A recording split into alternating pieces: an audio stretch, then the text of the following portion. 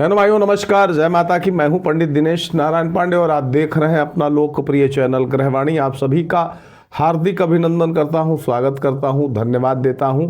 आप मेरे चैनल में मेरे सामने हैं। बहनों भाइयों, इस वीडियो में चर्चा है कन्या राशि की। कन्या राशि के फरवरी माह का भविष्यफल। ये भविष्यफल सामान्य रूप से चंद्र राशि पर आधारित है। आपके कहने के नाम की राशि कन्या है या आपके जन्म की राशि कन्या है या आपके कहने के नाम की कन्या है राशि, तो ये वीडियो आपके लिए। आपका लग्न भी अगर कन्या राशि का है तो भी आप इस वीडियो को देख सकते हैं। फरवरी माह में ग्रह गोचरीय व्यवस्थाओं के अनुसार किस तरीके के परिवर्तन हो सकते हैं आपके जीवन में, उन सब पर एक सामान्य दृष्टिकोण से बताया गया है। विशेष रूप से आपकी जन्म कुंडली का जो ग्रह गोचर होता है, जन्म कुंडली की जो ग्रहों की स्थिति होती है वो विशेष रूप से महत्वपूर्ण होती है। ग्रह गोचरीय व्यवस्थाओं का जो रिजल्ट मिलता है सामान्यतः सबके साथ एक तरीके का नहीं होता है। किसी के साथ पूरी तरह से रिलेट करता हुआ महसूस होता है और किसी को नहीं महसूस होता है। ये सब आपके जन्म कुंडली की स्थितियों पर निर्भर करता है। अंतर्दशाएं और दशाएं जो आपकी जन्म कुंडली में चल रही हैं उस पर भी डिपेंड करता है। तो आइए सामान्य राशिफल को देखते हैं। सबसे पहले ग्रह गोचरीय व्यवस्थाओं की अगर चर्चा करें तो आपके लग्न पर, आपकी कन्या राशि पर केतु का गोचर है। सप्तम भाव में मीन राशि में राहु और शुक्र की युति है। आपके पंचम भाव में 13 फरवरी तक सूर्य रहेंगे। उसके बाद में ये आपके छठे घर में गोचर करेंगे। बुध 11 फरवरी तक आपके पंचम भाव में रहेंगे जो आपके राशेश हैं, आपके लग्नेश हैं, और उसके बाद ये आपके छठे भाव में गोचर करेंगे और 28 तारीख को ये आपके सप्तम भाव में गोचर करने लगेंगे। शनि आपके छठे भाव में गोचर कर रहे हैं काफी समय से। गुरु आपके नवम भाव में गोचर कर रहे हैं काफी समय से। मंगल आपके दशम भाव में मिथुन राशि में पूर्ण बली होकर के गोचर कर रहे हैं। क्या रिजल्ट देने वाले हैं, इन सब ग्रहों की स्थितियों का क्या रिजल्ट मिलने वाला है, ये जानने का प्रयास करते हैं। सबसे पहले आपके लग्न को देखें तो लग्न पर केतु का गोचर है और लग्नेश बुध पंचम भाव में 11 फरवरी तक है। तो यहां पर गुरु केतु की जो आपस में दृष्टिगत संबंध है, केतु की दृष्टि बुध पर पड़ रही है। तो इस माह के पूर्वार्ध में मान सम्मान की वृद्धि होगी, धन वृद्धि होगी, यानी आपके फाइनेंशियल स्टेटस को इंप्रूव करने वाला है ये समय। संतान चिंता में वृद्धि हो सकती है। केतु की पंचम भाव में दृष्टि संतान के प्रति चिंतित करती है। संतान की तरक्की के लिए, संतान के स्वास्थ्य के लिए आप चिंतित रहते हैं। संतान के प्रति आपकी संवेदनशीलता बढ़ी हुई होती है। चिंताएं बढ़ती हैं आपकी। यात्रा में परेशानियां हो सकती हैं। व्यय भाव का स्वामी आपके सूर्य है, उसकी पंचम भाव में जो स्थिति है, पंचम भाव में 13 फरवरी तक आपके व्यय रहेंगे। तो यहां पर और मंगल की दृष्टि पड़ रही है पंचम भाव पर। तो इससे ये मतलब है कि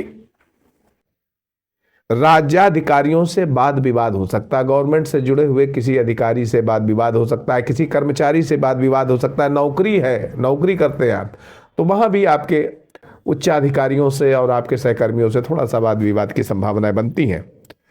मानसिक अशांति रहेगी। देखिए पंचम भाव पर क्या स्थिति है, सूर्य बुध वहां लोकेट है। केतु की दृष्टि पड़ रही है, गुरु की भी दृष्टि पड़ रही है, मंगल की भी दृष्टि पड़ रही है। तो यहां पर क्या है,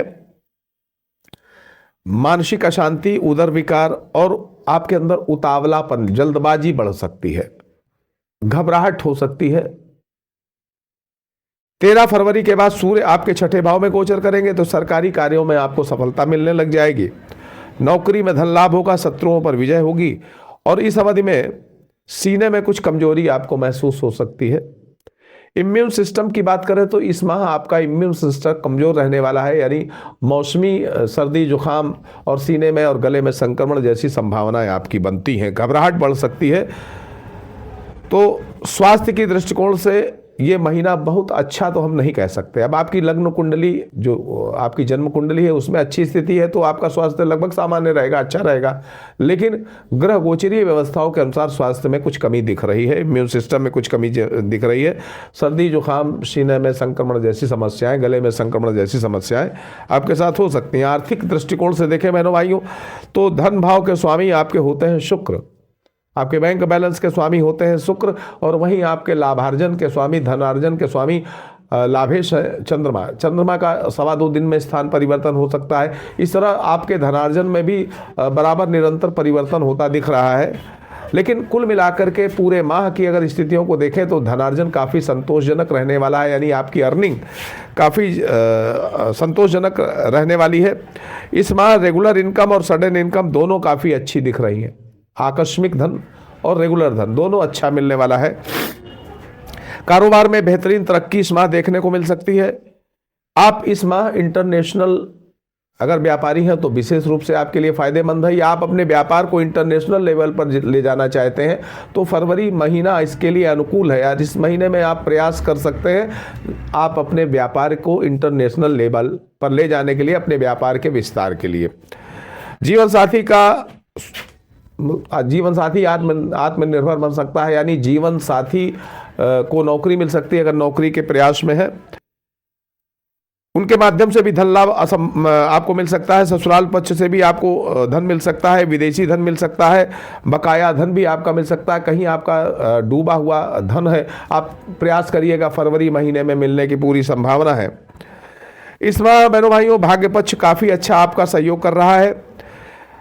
आपकी भौतिक सुख संसाधनों की जरूरतों को पूरा करने के लिए आप अच्छा खासा व्यय कर सकते हैं। इस महीने भूमि भवन वाहन आदि पर व्यय कर सकते हैं। सप्तमेश और भाग्येश का स्थान परिवर्तन योग अच्छा, अगर इस माह विवाह की भी संभावनाएं हैं आपकी तो इस माह अच्छा दहेज भी आपको विवाह में मिल सकता है। तरक्की होना आपके व्यापार में सुनिश्चित है, क्योंकि भाग्य भाव का स्वामी बैठा है आपके व्यापार के भाव पर और व्यापार भाव का स्वामी बैठा है आपके भाग्य भाव पर, यानी व्यापार से काफ़ी अच्छी तरक्की की संभावना इस महीने दिख रही है।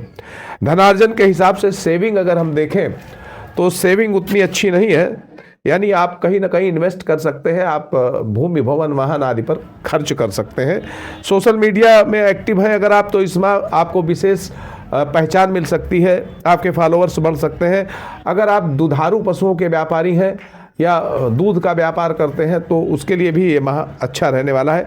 नौकरी कर रहे लोगों के लिए देखें बहनों भाइयों तो अष्टमेश और तृतीयेश होते हैं आपके मंगल, और दोनों अशुभ भाव है, और इनका स्वामी जो मंगल है वो बैठा है दशम भाव में। अष्टमेश होकर के दशम में बैठा होना कुछ कम अच्छा है, लेकिन तृतीयेश होकर के अष्टमेश होकर दशम में बैठना कुछ कम अच्छा है, लेकिन वहीं तृतीयेश होकर के कर्म क्षेत्र में बैठना आपकी कार्यशीलता को बढ़ा सकता है, आपके अंदर एक्टिवनेस हो सकता है, आपके कार्य क्षेत्र में आपके ऊपर वर्क लोड बढ़ सकता है।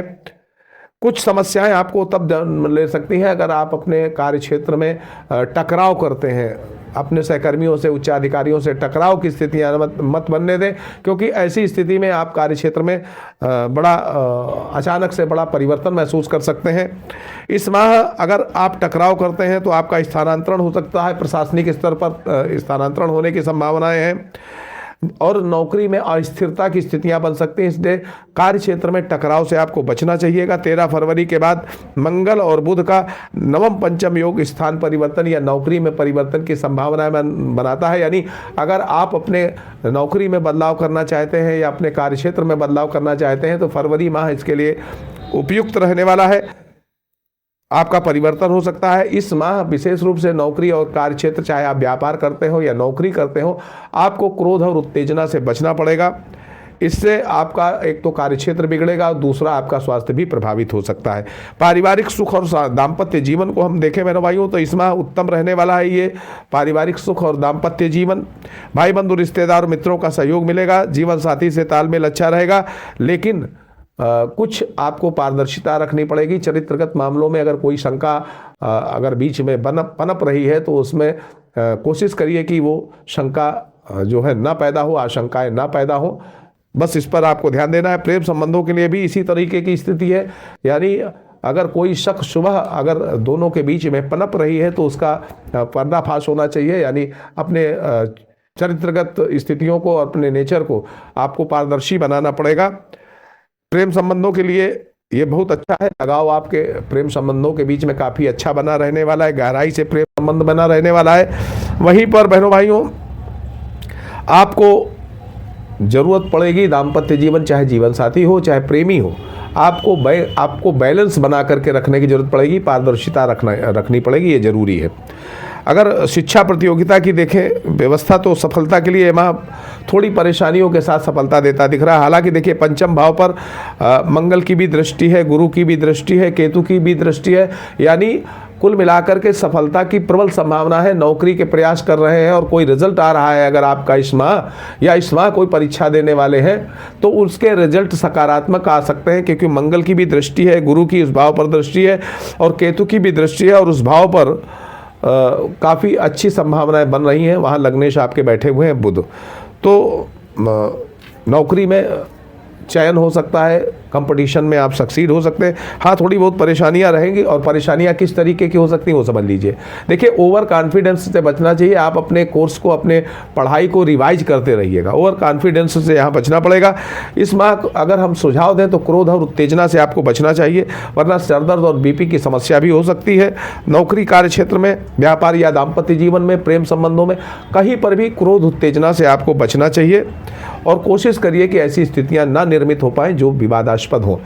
तो इस पर आपको ध्यान देना है। इस माह का अगर चैलेंज बहनों भाइयों देखें तो आपके व्यवहार से बन रहा है, यानी अगर आप अपने को विदेश ले जाना चाहते हैं, या विदेशी संबंध में रहना चाहते हैं, या अपने व्यापार को विदेशी लेवल पर ले जाना चाहते हैं, या नौकरी में बदलाव करना चाहते हैं, तो ये सारी स्थितियों के लिए एक चैलेंज है, और ये चैलेंज आपको फेस करना चाहिए, क्योंकि जो रिजल्ट मिलने वाले हैं वो रिजल्ट आपके लिए बड़े सकारात्मक रहने वाले हैं। तो आप कोशिश करिएगा, क्रोध और उत्तेजना में कोई निर्णय न लीजिएगा। पूरा माह आपके लिए श्रेष्ठतम रिजल्ट दे सकता है। आप कि सुखमय भविष्य की कामना के साथ मैं पंडित दिनेश नारायण पांडे आपसे विदा लेता हूं। प्रेम से बोलिए जय माता की।